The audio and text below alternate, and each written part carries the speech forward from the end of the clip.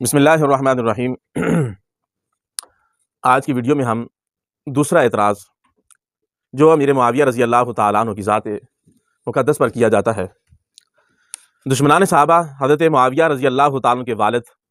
حضرت ابو سفیان رضی اللہ تعالیٰ عنہ پر بھی طرح طرح کے الزامات عائد کرتے رہتے ہیں اور کہتے ہیں کہ وہ تمام زندگی اسلام کے مخالف رہے، فتح مکہ کے موقع پر ڈر کر اسلام قبول کیا، حتیٰ کہ بعض صحابہ تابعین بھی ان کے نفاق کے قائل تھے۔ اس ایک عجیب قسم کی سازش میں صرف دشمنان صحابہ ہی نہیں شامل بلکہ ہمارے اہل سنت کے بھی بڑے بڑے حضرات سے، ان کے قلم سے،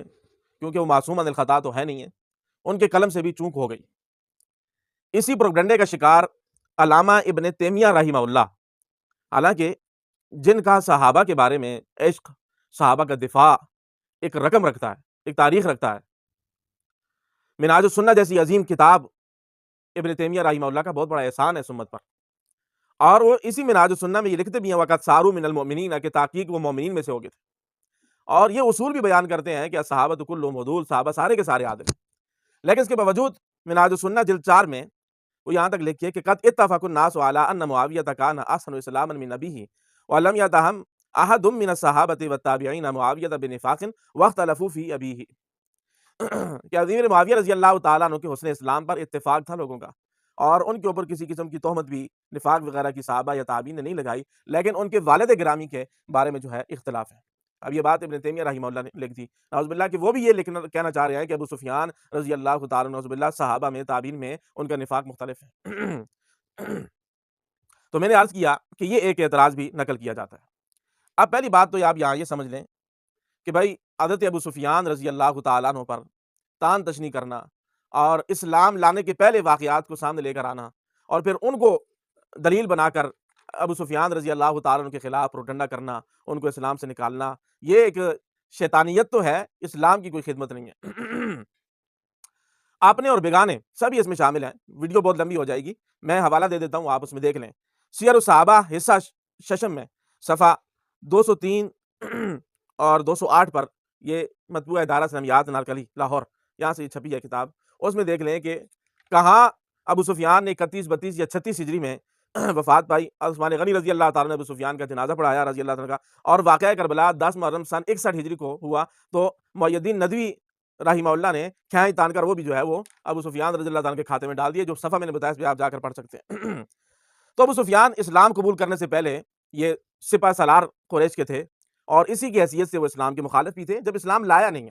ٹھیک ہے۔ کیا حضرت خالد بن ولید، عمر بن سعد رضی اللہ تعالیٰ، کتنے صحابہ ہیں بھائی پہلے اسلام کے مخالف تھے، لیکن اسلام لانے کے بعد انہوں نے اسلام کی وہ خدمات سر انجام دی ہیں جو تا قیامت تک یاد رکھی جائیں گی، اور یہی حالت ابو سفیان رضی اللہ تعالیٰ عنہ کی بھی ہے کہ بھائی اسلام نہیں جب لائے تھے تو اس وقت وہ اگر اسلام کی مخالفت کرتے تھے یا رسول اللہ کی مخالفت کرتے تھے یا ایذا اور تکلیف کا سبب بنتے تھے، دین کے راستے میں رکاوٹیں کھڑی کرنے والے بنتے تھے، تو وہ تو اسلام لانے سے پہلے ہے۔ جب اسلام لانے سے پہلے ہے تو پھر جب اسلام لایا اور اسی اسلام نے کہا کہ اسلام کو قبول کرنے کے بعد پہلے والے جو کفر کی حالت کے گناہ ہیں یا وہ جو تکلیفیں رسول اللہ کو دیں یا وہ اذیت ہے جو مسلمانوں کو دی، جو دین کی مخالفت کی، وہ سب معاف ہو گیا اسلام لانے سے۔ جب اسلام لانے سے معاف ہو گیا، آپ کو معافی کا سرٹیفکیٹ مل گیا، تو پھر آپ اور میں کون ہوتے ہیں کہ ہم اٹھ کر ان چیزوں کو بنیاد بنا کر اور سارا غصے کا جو ہے وہ سلسلہ ابو سفیان رضی اللہ تعالیٰ پر نکال دیں؟ یہ کہاں کا انصاف کا تقاضا ہے؟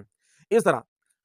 ابو سفیان رضی اللہ تعالیٰ جب اسلام لے آئے تو اللہ کے نبی صلی اللہ علیہ وسلم کی اولاد کے ساتھ، صحابہ کے ساتھ آپ کا معاملہ کیا تھا؟ ابو جہل نے ایک دفعہ سیدہ فاطمہ رضی اللہ تعالیٰ کو دپڑ مارا، تو سیدہ نے آپ صلی اللہ علیہ وسلم کے ارشاد کے مطابق حضرت ابو سفیان سے اس کی شکایت کی، تو انہوں نے سیدہ کو ابو جہل سے انتقام دلوایا۔ نقوش رسول نمبر جو ہے جلد 2 صفحہ 95 میں یہ واقعہ ہے۔ اسی طرح ابو سفیان رضی اللہ تعالیٰ عنہ صلح حدیبیہ کے لیے حضرت ابو سفیان جب مدینہ منورہ آئے تو کافی دن ٹھہرے رہے، اور اسی دوران قریش نے اس خیال کا اظہار کیا کہ انہوں نے در پردہ اسلام قبول کر لیا ہے۔ بعد میں حضرت ابو سفیان رضی اللہ تعالیٰ نے فتح مکہ کے موقع پر، فتح مکہ سے پہلے مکہ سے باہر ایک مقام پر آ کر اسلام قبول کر لیا، تو اب اس طرح الاسلام یہدم ما کان قبلہ کے تحت جو ہے ان کے اور کفر کی حالت کے کیے ہوئے تمام تر مخاصمت، مخالفت جو ہے وہ سب چیزیں معاف ہو گئیں۔ اب ان کو ہم تان و تشنیع کا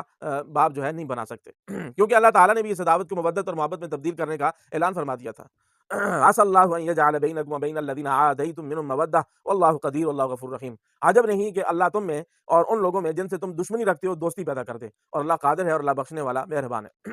تو ایک یہ ہو گیا۔ اور حضرت صلی اللہ علیہ وسلم جب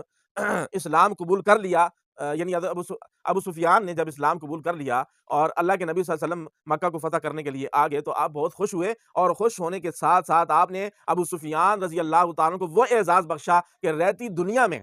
دشمنان معاویہ اور سفیان رضی اللہ تعالیٰ عنہ اجمعین کے لیے ایک بہت بڑی سنگ میل دیوار اللہ کے نبی نے یہ اعلان کر کے قائم کر دی، من